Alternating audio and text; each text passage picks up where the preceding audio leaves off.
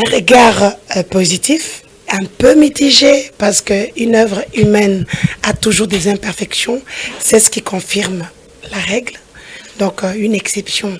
Donc, je félicite le chef de l'État, Félix-Antoine Tshisekedi, pour sa brillante élection. Je l'avais déjà fait dans les réseaux sociaux, dans mon magazine.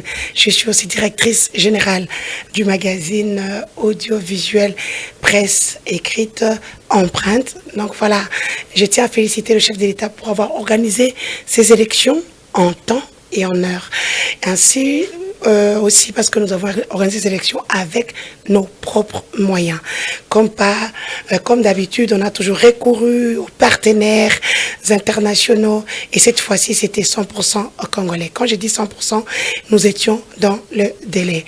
Et donc, c'est pour moi le moment propice pour féliciter la Commission électorale nationale indépendante dirigée par Denis Kadima. Bien sûr, je suis candidate. Comme je l'ai dit au début de mon allocution, il y a toujours des imperfections. Ça veut dire que le travail était grand, le temps imparti était peu, la compilation c'était difficile. Avec le temps, on va perfectionner les choses. J'étais candidate à Kananga. Je suis en instance judiciaire parce que pour moi, je conteste les candidats qui ont été publiés il y a 3 jours. Parce que, 1, la réalité sur terrain, nous avons des PV. 2, ils n'ont pas battu campagne pour la plupart. Étant une fille du Grand Kasaï qui veut le changement de notre coin, vous le savez, le Kasaï, chez moi aujourd'hui, on n'a ni route, ni électricité, ni eau. Le barrage Chute Katende, on attend. Chute Mbombo, on attend. Kalamambouji, aux oubliettes.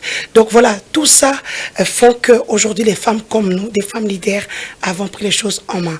Donc je saisis la justice pour que la Cour constitutionnelle, l'organe suprême, puisse nous départager et on continue à faire autre chose. Pour moi, c'est pour moi aussi le moment pour dire aux candidats qui sont lésés, qui ont leur PV, qui sont sûrs d'avoir gagné les élections, de faire la même chose au lieu d'aller dans la rue. Respectons cet homme-là, le chef de l'État, Félix-Antoine Tshisekedi, qui s'est battu pour que nous puissions avoir ces élections. Entrée de jeu, j'aimerais féliciter la brillante élection du chef de l'État.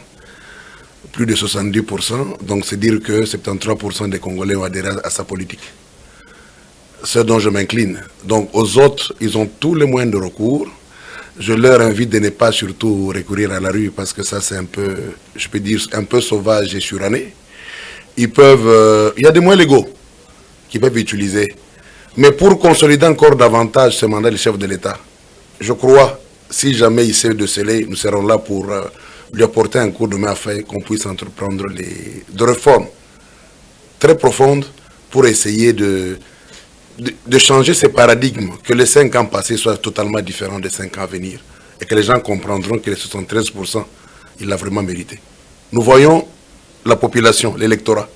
Nous ne voyons pas les... Bon, je ne saurais pas insulter tous ceux qui autour, qui revendiquent la victoire. Donc, c'est de leur choix. Ils sont libres. C'est d'ailleurs la liberté d'expression. C'est entre autres un principe démocratique. Donc ils peuvent crier, ils peuvent râler, mais les moyens légaux sont là. Nous demandons à ceux qu'ils aillent justement faire ça. Mais par rapport au reste des romans de scrutin, j'étais moi-même candidat. Comme je vous ai dit, j'ai eu organisé 2 cycles électoraux, 2006-2011. Je suis en train de voir. Je ne saurais pas, je ferai comme tout le monde l'a fait. On est en train de réunir les preuves. Il y a des endroits où j'ai eu de voix. Des erreurs matérielles, ça peut arriver. Mais nous n'allons pas laisser les gens venir piétiner nos efforts comme ça avec facilité. Non. Moi, je ne suis pas de game, mais je tiendrai à ce que personne ne marche sur mes droits. FRTV, Maloua, Fondation Radio Télévision, autrement.